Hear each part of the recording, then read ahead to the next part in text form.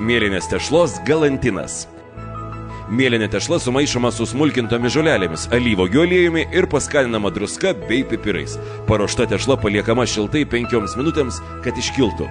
Mėlynė tešla sumaišoma su kalmaro rašalu, įspaudžiamos laimo sultis ir įtarkuojama laimo žievelė. Tešla paskaninama juodąja jūros druska ir pipirais. Paruošta tešla paliekama šiltai 5 minutėms, kad iškiltų. Mėlynė tešla sumaišoma su ciberžolė, druska ir pipirais. Paruošta tešla pavoliojama kario milteliuose ir paliekama šiltai 5 minutėms, kad iškiltų. Paruoštas tešlas sudėsime sluoksniuojant. Reikalinga formelė su dangčiu, tam, kad vienodai pasiskirstytų produktai formelėje. Formelė gerai ištepama šiltų sviestu. Į ją dedamas pirmasis mėlynės tešlos švelniai iškočiotas ritinėlis. Kraštai turi šiek tiek iškristi iš formelės kraštų. Dedami stambiais kubeliais pjaustyti marinuoti trumai. Po to dedamas ant viršaus antras mėlynės tešlos ritinėlis ir sudedamos ančių kepenėlės ir trumų sviestas. Ant viršaus paskutinis mėlynės tešlos ritinėlis ir gražiai užlenkiami pirmosios tešlos kraštai. Tešlos viršus dar kartą patimamas sviestu ir uždengiamas dangtis.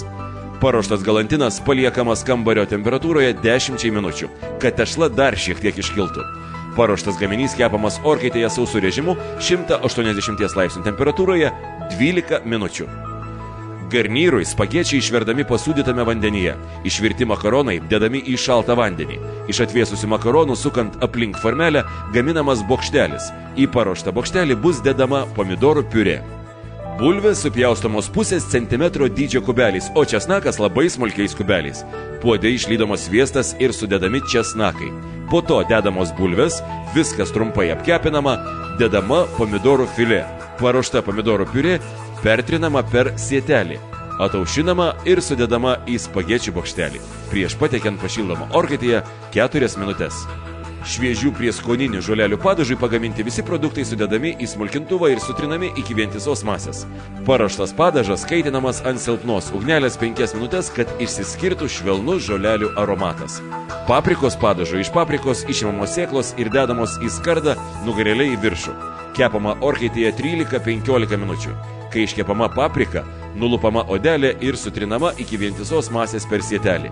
Paruošta masė verdama įpilant balto vyno. Nugaravus vynui sudedami prieskoniai.